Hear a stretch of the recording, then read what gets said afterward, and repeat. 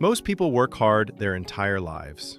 They wake up early, stay honest, put in the effort every single day, and never become wealthy. And the reason isn't laziness. It's not lack of intelligence. And it's definitely not because they didn't find the right niche. The real reason is this: they don't turn their work into assets. There is one fundamental concept schools, universities, and workplaces never teach. A concept that determines whether a person will spend their whole life earning a salary or will eventually build capital. Today, we're going to break down that mechanism. Why wealth begins somewhere you don't expect. In the previous lesson, we talked about productivity. Productivity creates value. But here's the nuance. Value alone does not make you rich. Assets do. The poor and middle class earn. The wealthy capitalize. These are two different approaches, two different economies, two different ways of living. So what is capitalization really? There are only two models of work: getting paid once for a completed action, creating a result that generates value repeatedly. The first model gives stability, the second builds capital, and the second is the foundation of financial growth. Here's the simple formula. Capitalization is the moment your work stops being income and becomes an asset. It's when the result of your effort starts working instead of you. When one action creates value not once, but over and over. What can be an asset?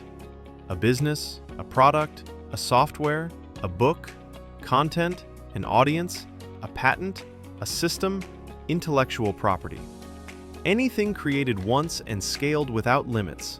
That is capital. A simple truth that resets your thinking.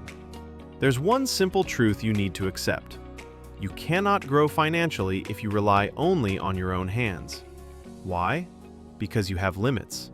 Limits of time, limits of income, limits of energy. But assets have no limits.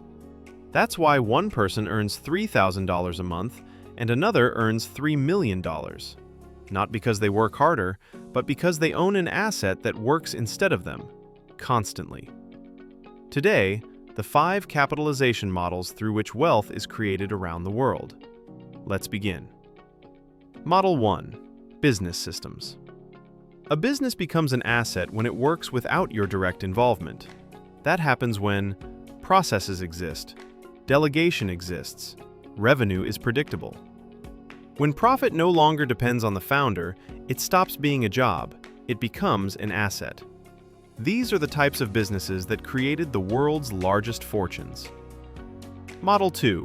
Intellectual property. One action, thousands of sales. This includes anything you can create once and scale infinitely. Books, music, software, courses, patents, AI models, algorithms, films, methodologies. In the digital era, intellectual property is one of the most powerful assets that exists. Model 3. Audiences and brands. Attention is the new oil.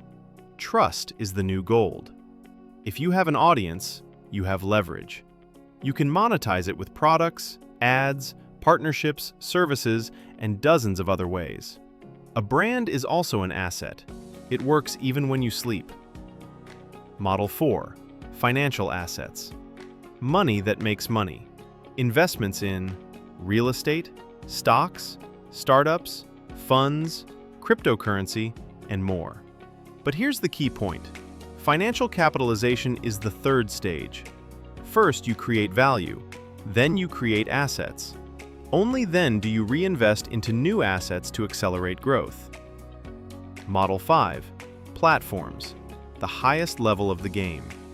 Uber doesn't own taxis. Airbnb doesn't own hotels. YouTube doesn't create content.